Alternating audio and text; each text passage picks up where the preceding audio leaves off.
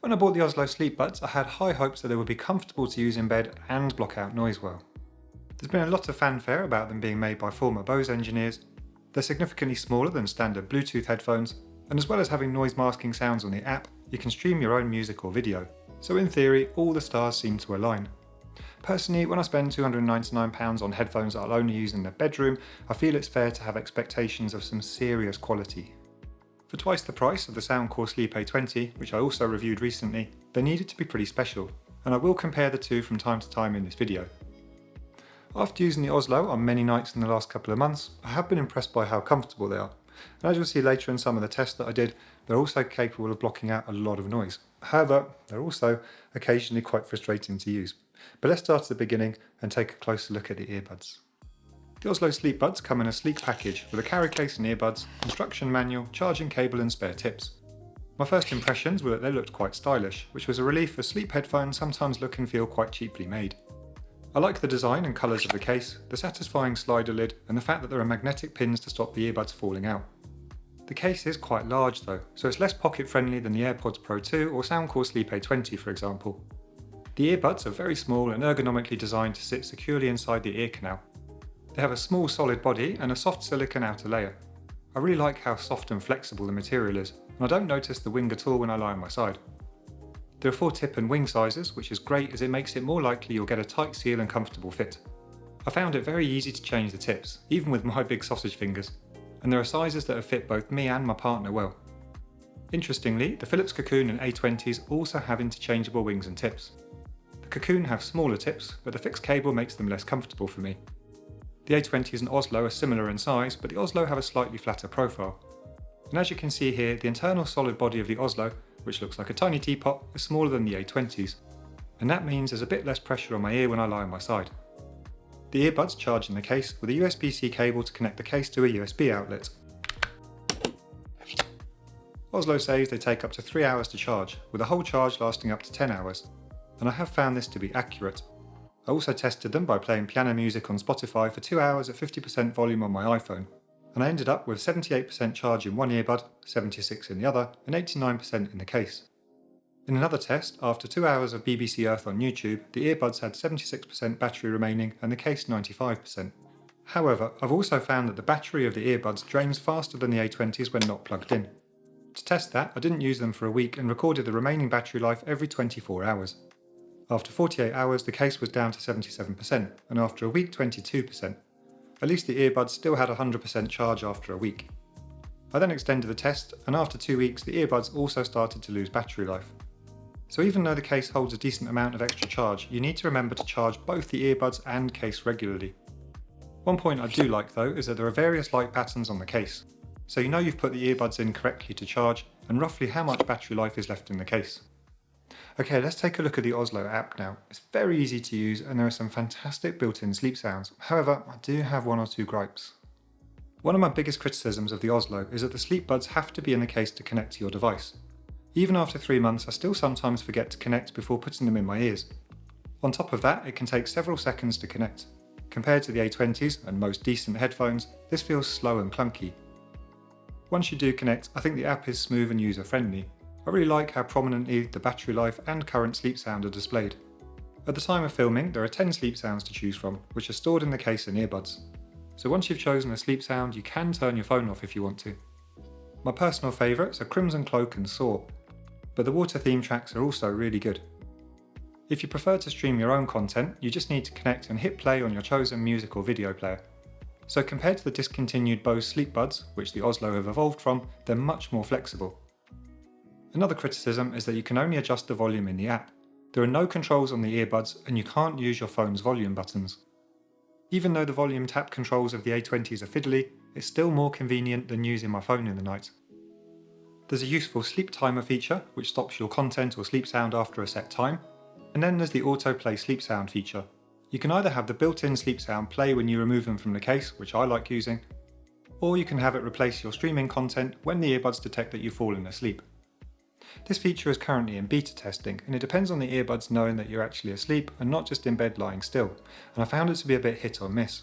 It was also a problem I had with the A20s, maybe it'll improve over time, but I personally don't have a lot of faith in the accuracy of headphones as sleep trackers.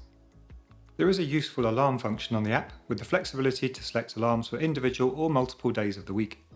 There are currently only 3 alarm tones, which is a bit limited, but the bubble bells is really good, far better than any of the A20 tones and very pleasant to wake up to.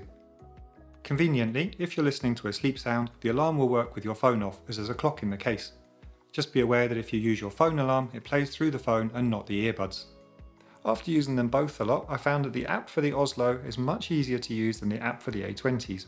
However, the main reason for that is because there are far less features and sounds with the Ozlo. I'd really like to see a much wider range of sounds in the future, and maybe the option to mix them like you can with the A20s. Okay, let's talk about how comfortable the Ozlo are. This is the crucial factor that can make or break sleep headphones. And on this point, I'm happy to say I have good news. The Ozlo are the most comfortable, dedicated sleep headphones that I've tried so far. I know I was saying the same about the A20s not long ago, but it is just what I've found. The minuscule body and silicone exterior makes them much more practical to use in bed than standard headphones. For example, here you can see the Ozlo and the A20s compared to my Apple AirPods Pro 2. When I lie on my back, I hardly feel them in my ear, and they also stay in place and never seem to fall out. Most importantly, I'm also able to wear them for hours when lying on my side or front. With a soft pillow, I barely noticed them on my side. I did feel them more when using a firmer memory foam pillow though. However, it's less than with the A20s, and with a small adjustment to my position, I can still lie very comfortably. It's not just the small size that makes them so good for side sleepers though, but also the flatter design. You can see here that they sit flush inside my ear, and this is the ideal design as it means there's less pressure on my ear when lying on my side. Even though I find the Ozlo very comfortable, at the end of the day there's still an object in your ears, so if you have tiny or sensitive ears, you might feel them more than I do. If that is you, there's always the option of a pillow with a hole. But on balance, I do think the Ozlo have raised the bar in terms of how comfortable sleep headphones can be. For me, the second key point when choosing sleep headphones is how well they block out external noise, be it snoring, noisy neighbours or housemates or traffic. It's important to understand that one of the reasons the Ozlo are so small and comfortable is because they don't have active noise cancellation. To my knowledge, there are no dedicated sleep headphones with ANC. With current tech, the necessary increase in size would make them too uncomfortable for side sleepers. As with the A20s then, the Ozlo work with noise masking, either with the built-in sleep sounds or your own audio. So let's look at some tests I did to see how effectively they do that. Okay, it's time for the snoring test. I've got a recording of snoring on my phone, which I'm going to play through the Bluetooth speaker here next to my head, and I've been using my decibel meter to set the volume to peak at around 50 dBA, which would be considered moderate snoring. So I'm going to listen with the Ozlo Sleepbuds, the Soundcore Sleep A20, the Apple AirPods Pro 2, the Cocoon, and the Acoustic Sheep sleep phones, and I'll also test them with my favourite earplugs, the Max Ultra Soft. What I'm particularly interested in is finding out which of the app sounds from the Ozlo block out the snoring best and how that compares to the others. So let's have a listen, see how it does with the moderate snoring, and then we'll try with severe snoring. In this table you can see the volume level, my own score out of 10 for how well they blocked the snoring, and whether I thought the sound was tolerable. I was able to completely block out the moderate snoring with different app sounds, such as Crimson Cloak and Saw. However, only some would be tolerable for me for an hour or longer. I could also block it completely with the A20s, AirPods Pro 2 and sleep phones. Unsurprisingly, it was much harder to block out the severe snoring. I was able to block it completely with the Ozlo and the Crimson Cloak or Strata sound, but I had to play it so loudly that it would be hard to listen to for long. The A20s also blocked it out completely, but the volume needed was again too much. Okay, the next thing I want to test them with is some music. So let's take the speaker, put it at the other side of this wall and play some music loudly.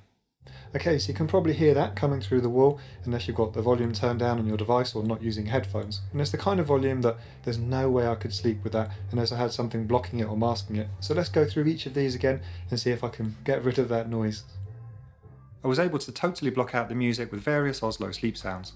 Again, Crimson Cloak and Saw did well, and I could tolerate the volume level needed.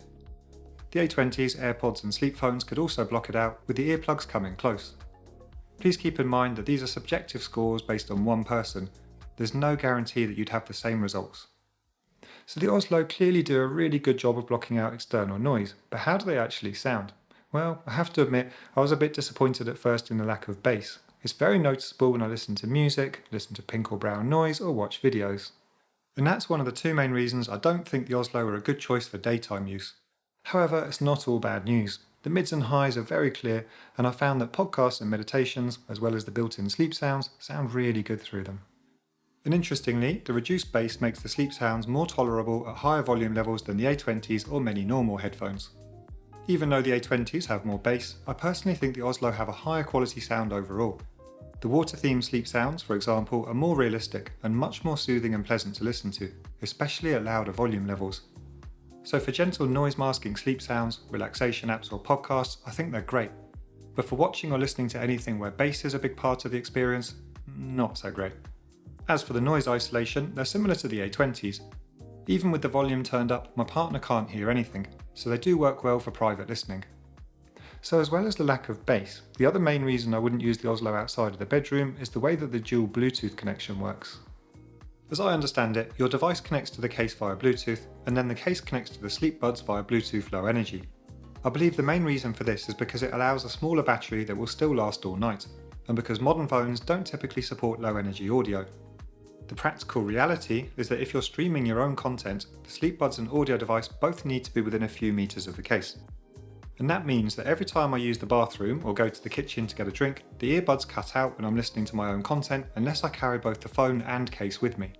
I wouldn't mind so much if they instantly reconnected when I come back if I forgot to take the case. Weirdly, they sometimes do and sometimes don't. If they don't, I have to take the earbuds out, reconnect in the case and put them back in again. And that is simply annoying. To find out if it might change in the future, I emailed Ozlo customer support. They told me that they can't make any promises, but are working to make it a seamless experience. For now though, it remains a trade-off that allowed them to make the Sleepbuds so small. Whether you're willing to accept that or not is up to you. Thankfully, the sleep sounds on the app don't cut out if you move around the house, so there is that at least. At some point, Ozlo is supposed to be enabling sleep tracking, along with some sensors in the case such as for light and noise. And I was actually initially holding off on doing this review because I'd heard it was going to be released in early 2025. In their email, they told me that they're still working on it, with no ETA though, so I thought I'd just get on with the video. This might sound odd, but I'm kind of hoping they don't release the sleep tracking, partly because I was so disappointed by the tracking of the A20s. Obvious issues for me are the lack of a heart rate monitor and the fact that unless you wear your headphones all night every night, there's always going to be gaps in trends over time, which for me is one of the most fascinating things about sleep tracking. Given a choice, I would much prefer it if headphones stuck to the audio and left the sleep tracking to other devices. Okay, before I give you my final verdict, let's recap with the main pros and cons as I see them. To start with the pros, they're very small and comfortable, they have different wing and tip sizes and stay in well, they mask external noise effectively, the app sleep sounds are well produced, you can stream any audio or video, there are pleasant alarm tones, and there are various sleep timer options. As for the cons, the earbuds and your own audio device both need to be in range of the case, the earbuds and case need to be regularly charged, you can only adjust the volume in the app, they lack bass, there's no active noise cancellation like all sleep headphones, and they're expensive. So my final verdict is that the Ozlo Sleepbuds did live up to my expectations on the two main points I judge sleep headphones by, their comfort and noise masking effectiveness. However, there are some practical points when using them that frustrated me, so I think it's important to understand exactly how they work to avoid any disappointment. Most importantly, I loved how comfortable they are.